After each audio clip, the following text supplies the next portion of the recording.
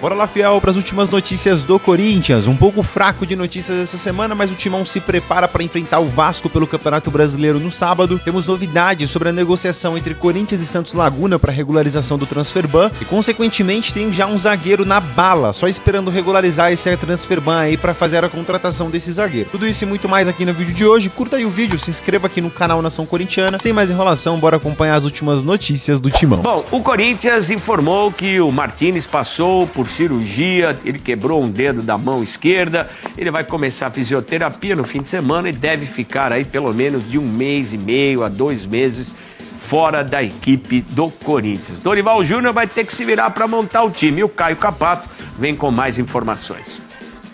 Com foco em trabalhos físicos e também movimentações táticas em campo reduzido, o Corinthians trabalhou novamente pela 3ª vez seguida depois da derrota contra o Bahia e de olho no jogo contra o Vasco.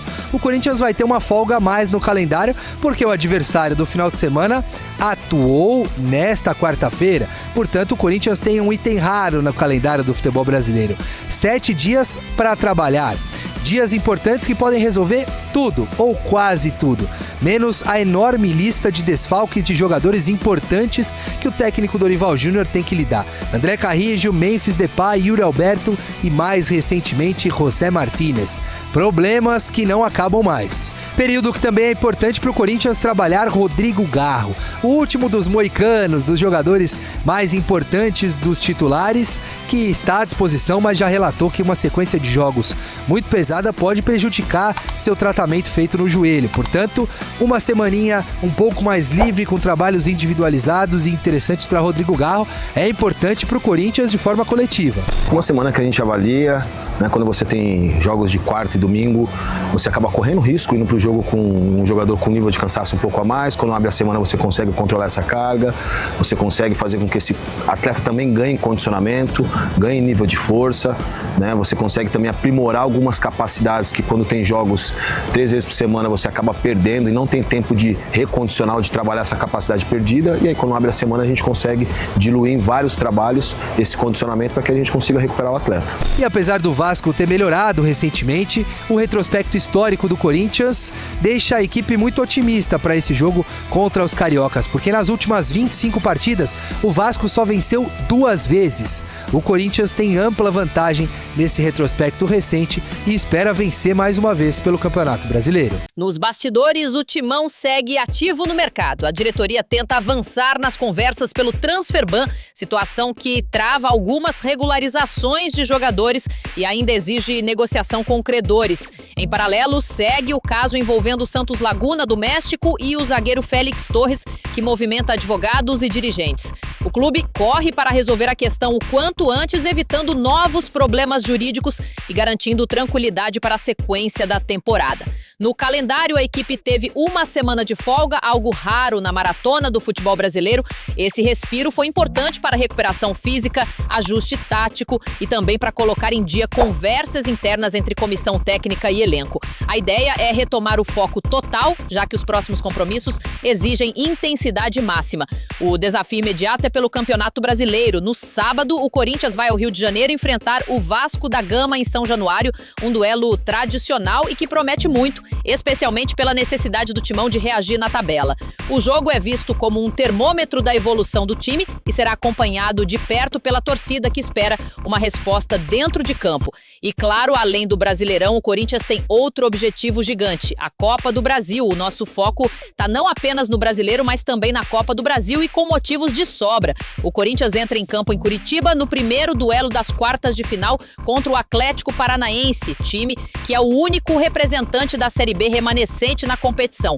O histórico favorece o Timão, são 71 confrontos com 28 vitórias alvinegras, 24 empates e 19 triunfos do Atlético PR, além de 102 gols marcados por nós contra 90 deles. No estádio do adversário, a Arena da Baixada, o equilíbrio é ainda maior: 11 vitórias do Corinthians, 9 do Atlético e 5 empates. Um clássico que exige respeito. O segundo embate será na Neoquímica Arena com mando corintiano, onde a Fiel pode fazer a diferença e impulsionar o Corinthians rumo às semifinais. E claro, a temporada não para por aí. No sábado, logo depois dessa batalha, o Timão encara o Vasco fora de casa pelo Campeonato Brasileiro. Será um teste de resiliência, campo e bastidores, exigindo força máxima. O que está em jogo? A chance de levantar mais uma taça e avançar na Copa do Brasil. E a necessidade de reagir no Brasileirão, mostrando fôlego e qualidade. O Corinthians precisa operar nas duas frentes, e rápido. Bastidores quentes, negociações jurídicas e financeiras em andamento, dias de treino para recuperar energia e 2 compromissos decisivos que podem mexer com o futuro do Corinthians em 2025. O Corinthians tem essa semana cheia, está aproveitando a última semana cheia, porque nas próximas 2 quartas-feiras, nos próximos meios de semana, né, vai ter a decisão pela Copa do Brasil, então a coisa vai ficar um pouco mais complicada. Essa semana livre é bom para preparador físico, trabalhar individualmente cada jogador, aumentar o nível de carga, o jogador chegar mais pronto para o jogo contra o Vasco às 4 da tarde no domingo.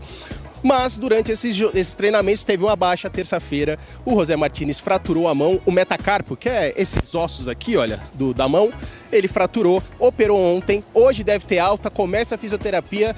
No domingo, o Corinthians não põe uma previsão para esse tipo de lesão, só que aí o repórter tem que trabalhar, né? Eu estava consultando um médico ortopedista, a tendência é que ele volte entre 4 e 6 semanas, então é uma baixa para o Corinthians. E a gente estava falando do ataque, né? O ataque tem uma condição difícil, que é o Vitinho. O Vitinho até estreou, fez pouco menos de meia hora, né? Contra o Bahia, mas chama atenção durante os treinamentos aqui que ele sempre sai antes das sessões e tem que fazer treinamentos complementares, né? Então o Vitinho ainda não está pronto e o Corinthians acredita que vai demorar algumas semanas até ele conseguir fazer uma partida completa. E para a gente sair do momento difícil do elenco do Corinthians para o momento difícil financeiro do Corinthians, a gente vai falar do Transferban para a gente acabar de uma forma um pouco mais feliz, porque o Transferban ainda está rolando, faltam 13 dias para a janela fechar e o Corinthians tem negociado com o Santos Laguna. Já ofereceu 3 propostas. Na primeira, 30% do valor devido, né? 33 milhões. E dividido, o resto dividido, o Santos Laguna não aceitou, 50% os mexicanos também não aceitaram, e essa semana enviou 70% e a direção aqui financeira está esperançosa do que os mexicanos vão aceitar. Então, para a gente fechar com algum final feliz e algum sorriso no rosto, a gente termina assim, tá certo, Joana? Eu conversei com não, 2 fontes no Corinthians que me garantiram que o Corinthians tinha um reforço muito avançado e que ninguém tinha divulgado o nome.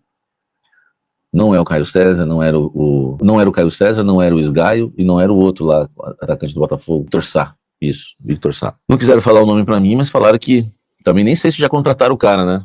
Vai saber. Falaram que é um nome que estava muito avançado, o Corinthians estava pronto para fechar o negócio, e aí rolou o Transferban.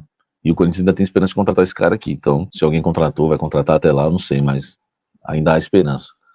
Beleza? É o Luizão, né? Que também é uma informação que eu queria passar para vocês, tá? O Corinthians tem interesse no Luizão, mas o Transferban atrapalha a vida do Corinthians. O Luizão tá louco para jogar no Corinthians desde o ano passado. Cara, o Luizão tá. O Luizão tá.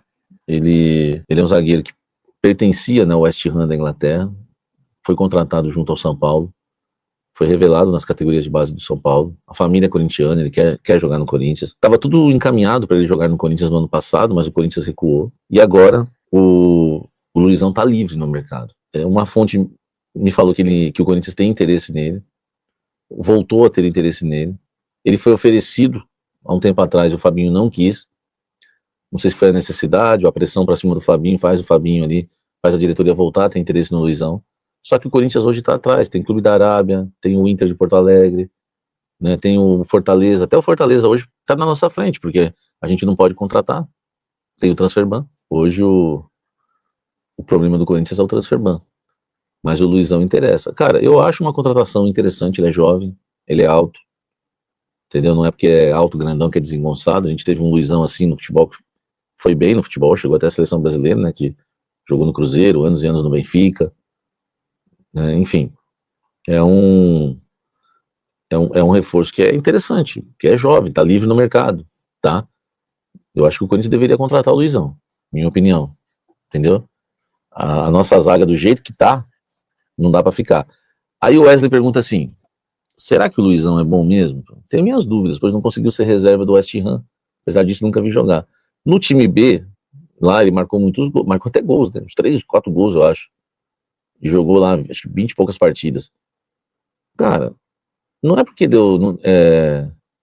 Assim, igual o Fernando Gama, não deu certo em um time pequeno na Europa. Cara, o Paulinho não deu certo na Europa. Veio aqui pro Atlético Mineiro e arrebentou. Entendeu? Não quer dizer que o cara não deu certo na Europa. Ele nem jogou lá, nem teve oportunidades. Agora, ele tá livre no mercado, o salário não é alto. Pô, se a gente não arriscar nesse, daqui a pouco vai... Ó, eu não sei se o Luizão é bom, eu nunca vi nenhum Luizão jogar. Eu nunca nem vi um jogo inteiro dele, não lembro dele. Então, Samir, então por que você tá pedindo?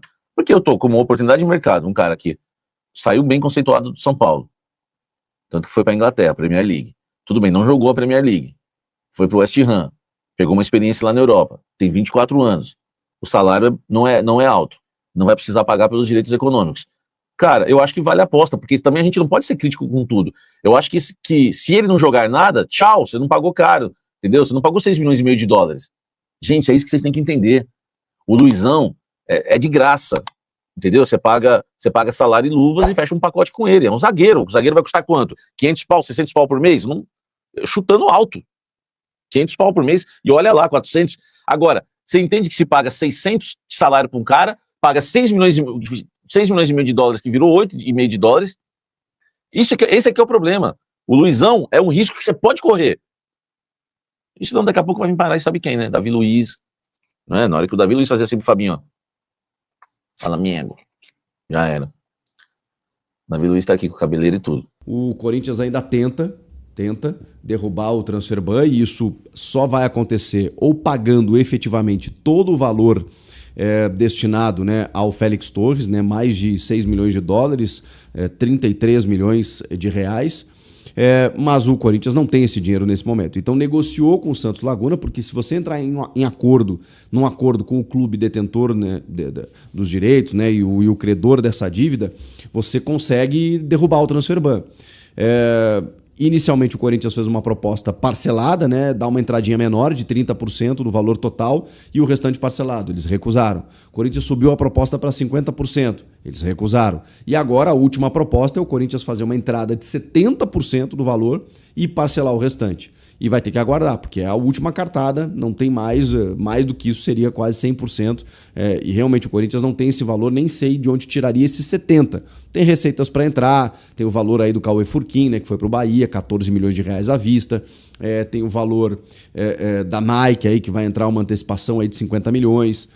Então tem algumas receitas, né? O Corinthians tem muitas receitas, mas que vai ter que organizar aí para poder pagar essa entrada ao Santos Laguna. E tem os outros problemas ali, que vão estourar ali na frente, né? Do Matias Rojas e do Rodrigo Garro. Só que aí é mais 40 do Rojas e 23 do Garro.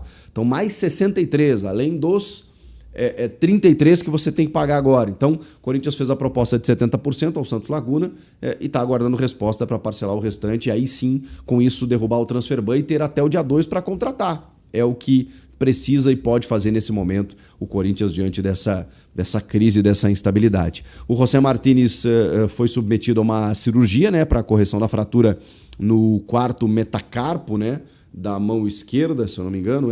Digam o que quiserem a respeito de José Martínez. Ele é titular do meio-campo do Corinthians e contra o Palmeiras jogou muito, tá? Os 2 jogos. Então, jogo de mata-mata, acho que ele vai fazer falta, sim.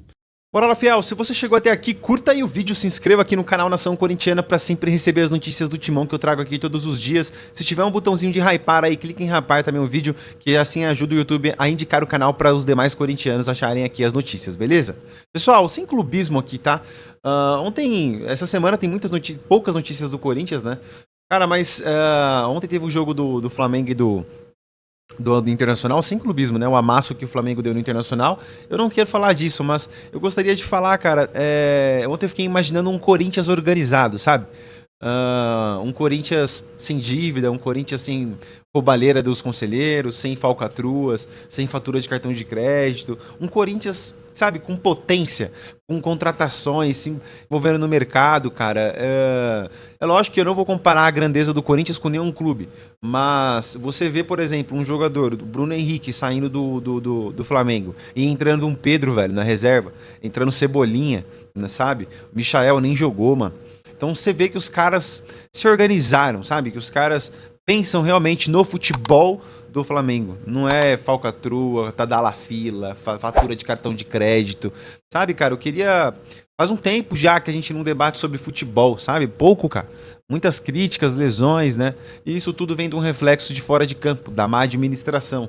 Os jogadores têm sua culpa sim, tá? Não tô isentando os jogadores, nem o Dorival Júnior, que erra às vezes também. Mas é limitado, mano. O elenco do Corinthians é muito limitado e a gente vê isso. Perde o Garro, a gente fica complicado, perde o Yuri Alberto, o time para de fazer gol, sem o Memphis Depay o time não funciona.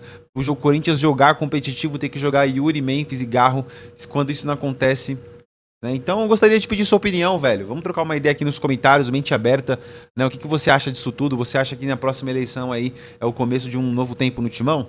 Bora trocar uma ideia sobre isso, se posicione aqui nos comentários, prometo dar um coraçãozinho, ler o seu comentário aí, para nós podermos trocar uma ideia, beleza?